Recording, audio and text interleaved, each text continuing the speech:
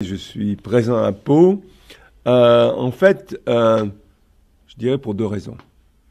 La première raison, c'est que, bon, je vais vous parler de mon prix Nobel, de la raison pour laquelle j'ai eu le prix Nobel. Il s'agit de cette invention d'un laser spécial qui est capable de produire des puissances absolument extraordinaires.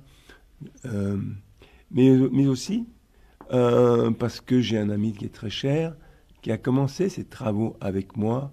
C'était le premier, en fait, qui utilisait pour ses expériences ce laser à lumière extrême. Voilà. Bon, alors pour le public, peut-être qui ne s'y connaît pas trop, est-ce que vous pouvez nous expliquer un petit peu vos travaux Voilà. Comment vous en êtes arrivé à obtenir ce prix Nobel? Absolument. Bon. C'est la raison pour laquelle j'ai eu le prix Nobel, c'est parce que donc j'ai inventé ce laser. Alors j'étais avec ma co-lauréate, mon étudiante, Donna Strickland, que je ne vais pas oublier de mentionner.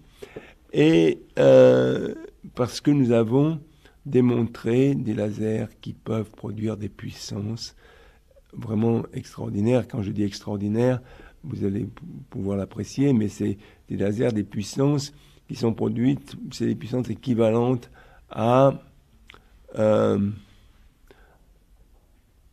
1000 fois la puissance de du réseau mondial électrique. C'est-à-dire que à peu près 1 million de centrales nucléaires.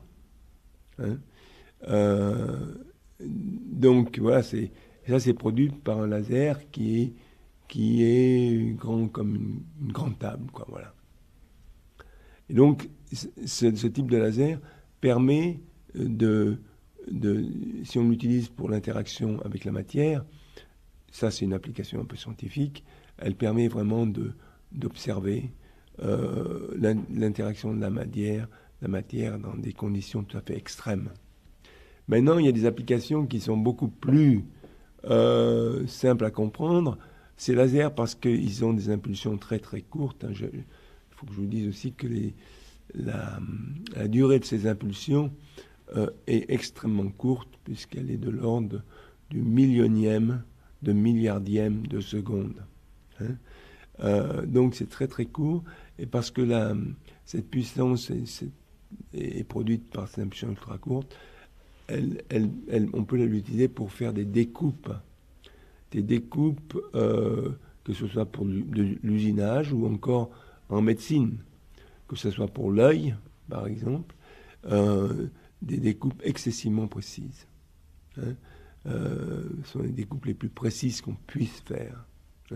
C'est avec ce type de laser. Donc ce laser est très très très utilisé en ophtalmologie maintenant, pour la correction de la myopie ou autre, cataracte, etc., parce qu'elles font des découpes très précises sur l'œil. Voilà. Et justement, combien de temps il vous a fallu pour arriver à ce résultat? Parce que j'imagine que ça ne s'est pas fait en un jour. Non, mais c'est arrivé en... Bon, l'idée de départ, ça s'est passé rapidement.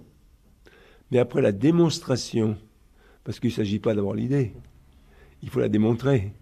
Pour démontrer l'idée, il faut avoir l'équipement, il faut avoir le personnel. Enfin, il faut avoir un ensemble d'éléments qu'il faut avoir. Et ça prend un peu du temps pour rassembler tous ces éléments. Donc ça, typiquement, ça prend 2-3 ans.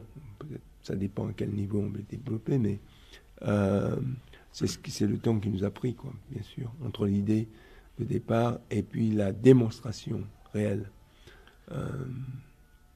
du phénomène, quoi.